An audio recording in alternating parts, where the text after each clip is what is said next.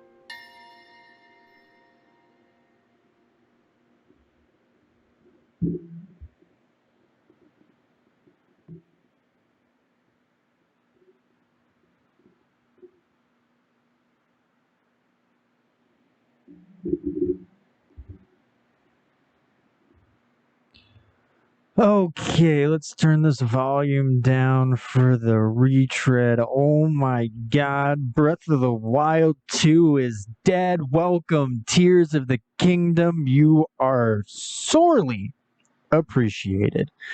Breath of the Wild was a phenomenal game that took The Legend of Zelda in a different, revolutionary direction for the series itself.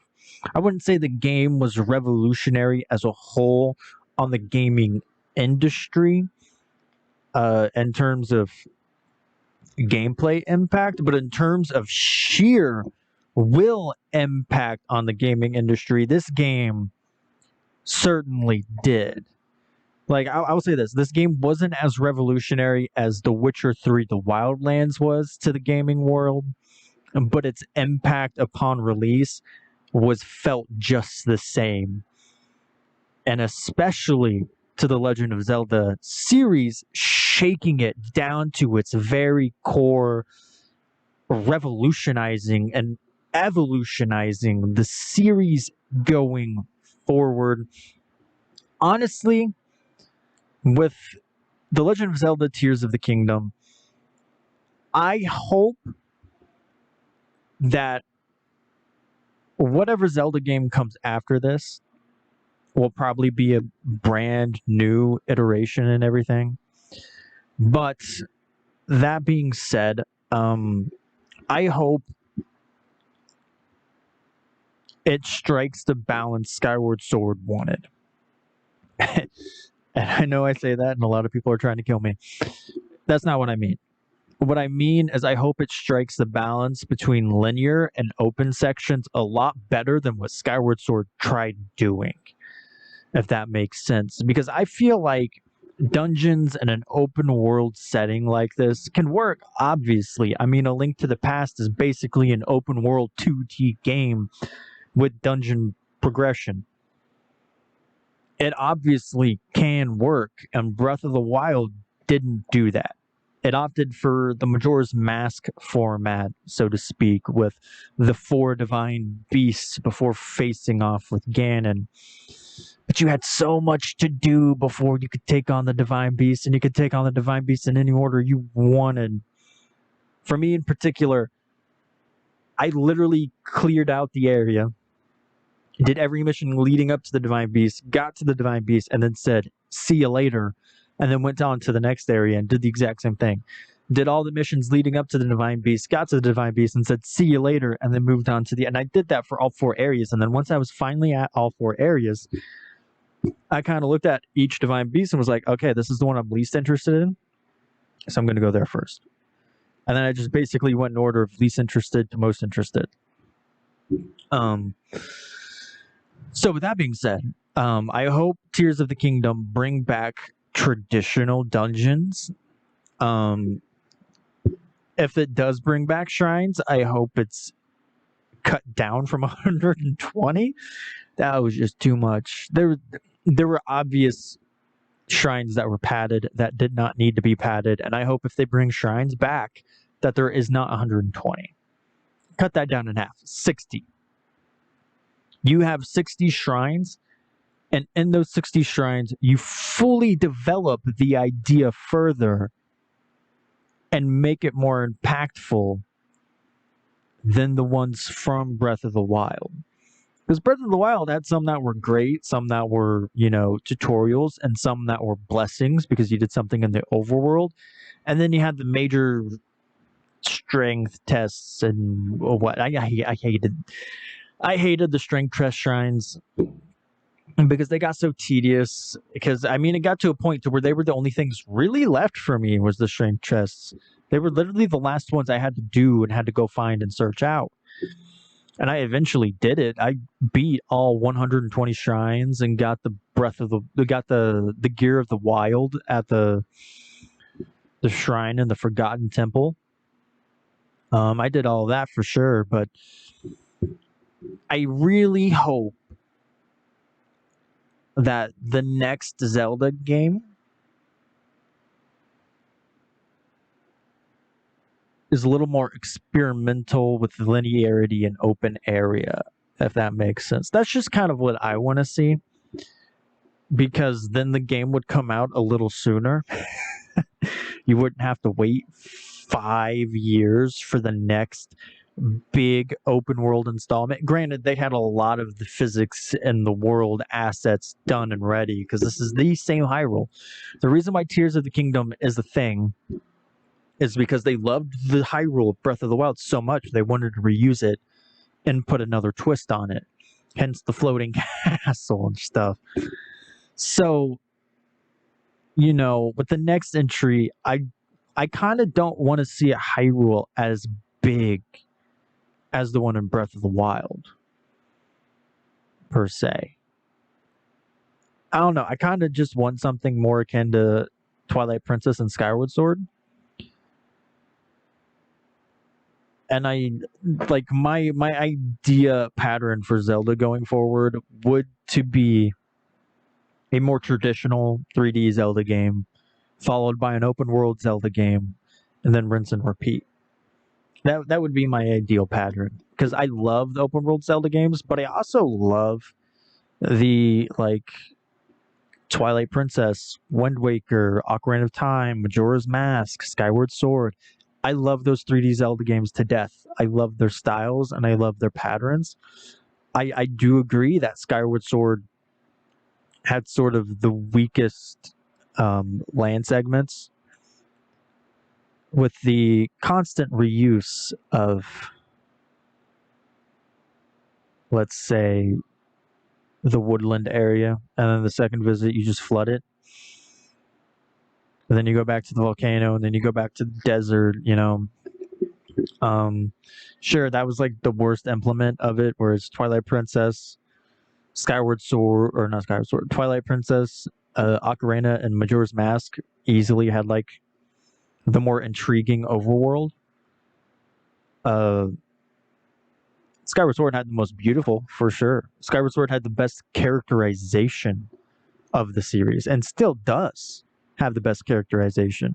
I think Link from Skyward Sword is the most expressive and characterizable or best incarnation character development wise of Link. Because he didn't get much of that in Ocarina of Time or Majora's Mask due to the limitations of the console. Wind Waker's is expressive too, but I just don't find him as charming as Skyward Sword's Link, just due to that Link's dynamic and relationship with that Zelda and how much more closer they are as friends and stuff. Anyway, I've gone on for way too long. So this opens up with like the classic paneling of where they retell the events of the past and everything. I'm also curious to know how long this game takes place after the first one. And if we're fighting zombie Ganondorf in this game. Because that'd be so much dope, dude. And how aware is zombie? That almost looks like Giratina. And how is conscious and personable as zombie Ganondorf? Is he a person or is he just like a straight up zombie? Isn't that Zelda? Is that supposed to be Zelda like falling or something like that? That's clearly Zelda. She's cupping hands there. Link opening a door in the sky. I love his shield, man. His hair looks good. Doing the swan dive. Very Skyward Sword-esque. That is dope. I wonder what he's using there. Climbing, and he's got more wild, disheveled hair. So that's interesting, is that you see Link here with his normal Breath of the Wild look. His actual, kept look, I guess you could say. But then you have this moment right here where he's climbing this tree branch on the side of a mountain on a floating island on whatever. It makes me wonder if he can't climb this piece right here and he's only able to climb this tree branch, giving you more limited options in what you can and can't climb. If this is a sky block, maybe that could be a thing where you can't necessarily climb on the side of sky blocks unless it's a tree root thing. I don't know, but you notice here his hair is very disheveled, very chaotic. His arm is messed up. Whereas before, you see him running here. He's back to his normal look. You can't really tell about his arm because it's right there. It's very heavily covered by the armor. Looks like the hero's garb, just that Skyloft shirt. But then at the very end here, you see him land on like this freaking... Okay, that was what I wanted, game. This like shield-like gliding device? Like, what is this? What is this he's on, and how many are there? Is this the only thing of this? Is this the only one? Does this just have a strict flight pattern? Can you control it? Can you pick where it goes? And what's that in the background on that cliff? That design on top of the mountain? Is that just for funsies? Is that supposed to be a Zonai thing? What is the importance of it? Is there any importance of it? Is it just for show? For neat lore building stuff? I want to know. I want to know so much. But I also want to know about this thing. Like I said, what is it? Does it have a set path? Are there more than one? I mean, if it has a set path, there has to be more than one. But if there's not more than one and there's only one, then it seems weird to have it only in one section of the Hyrule, considering Hyrule is big. And I mean big, dude. Breath of the Wild's Hyrule is so huge that one little thing going on a flight pattern, unless it's either going up and down or from one corner to another, makes no sense to have only one and one set pattern. Also, I just not thought about this. Are the mazes still there? Do the mazes still exist? I want to redo the mazes, man. Give me the mazes again. I want to glide 30 feet off the side of the map to a maze. I want to go to the desert maze again. I want to go to the other one. I forget the other one. I'm pretty sure it's in the mountains, right? Like the top left of the map. I don't know. It's been a while since I've done those shrines. But yeah, is there more than one of these? Do you choose the flight path of this thing? Can you control it yourself? I don't think so. I don't think so. I think more than likely it just has a set flight path. Hi, Momo. Hey, baby. You here to eat? You want to say hi?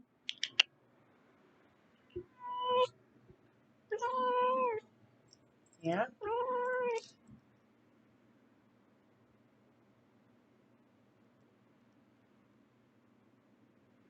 Yeah, it looks like she's done saying hi.